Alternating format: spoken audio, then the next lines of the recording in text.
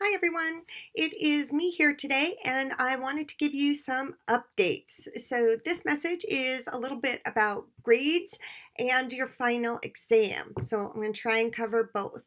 So I'm going to start with the final. A lot of people are starting to ask questions, as well you should. We do have a final exam and it is going to be at two different times depending on the class you're in.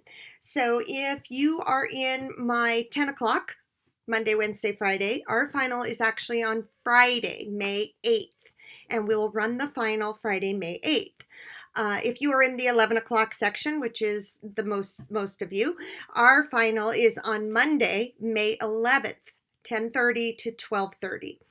And actually, I'm not going to stick to those times. What I am going to do is make some major adjustments for the final exam based off of some of the anxiety around exam 2. So first off, the final exam is cumulative. That is study guide 1, 2, and 3. Obviously, more of the test is going to be over study guide 3. So that's where the emphasis is. I will be giving a review and I will go through each study guide and all that good stuff. Okay, the exam is 50 questions this time, so it's double. It is multiple choice and true false. So pretty similar to the first two you've already had. Remember, test number 2 was the hardest test next to the final here. So hopefully some of this stuff has started to sink in. You will be able to use your notes and your book if you have it. That's just where we're at. So what I'm going to do is you have 2 hours to take the exam. That is what the final time period is, so I'm going to allot you that time period.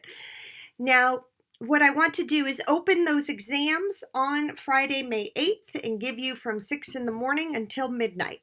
You can log on at any time on the 8th or the 11th, depending on when your final is. You with me? Log on at any time between 6 a.m. and midnight. Make sure you have your 2 hours and you can take that exam. That's how I'm going to run it. This gives you a little more flexibility so you don't have to be right at your computer at 10:30, okay? You can log on any time, either on May 8th or May 11th, depending on when your final day is. And you can do that at any time. You'll have the 2 hours to take the 50 question exam. More on that to come. So I just know some of you are starting to fret about that already. So let me tell you the other news. There's been a lot of talk, and I am on the faculty senate, so I hear most of what is going on in terms of grades and transitions and things the university is doing to try to help students this semester as we realize that the transition has been difficult. So one of the things that has been up for debate, Loki, stop that. This thing just will not leave me alone. He's cute, but ooh, can you please go away? Sorry. One of the things the university did vote on yesterday was the option this semester for you to take a class, credit, no credit, instead of receiving a grade. However, before you rejoice, let me explain what this means because it's actually incredibly tricky. It may not benefit you.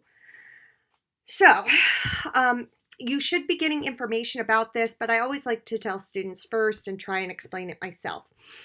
You can choose to take your grade in the class. For most of you, I believe everyone in both sections is passing, so I don't know that that's a problem. You can, if you take a credit, no credit, okay? To get credit in a course, you must have a C or better. So if you have a C minus, or you think you're going to get a C minus or lower, you don't want to take no credit, because if you take no credit, you get no credit for that class, which means you have to take it again. So in reality, for some of you, you might be better taking a C minus than a no credit. And yes, you can get a C minus in 350 and still move on in the major.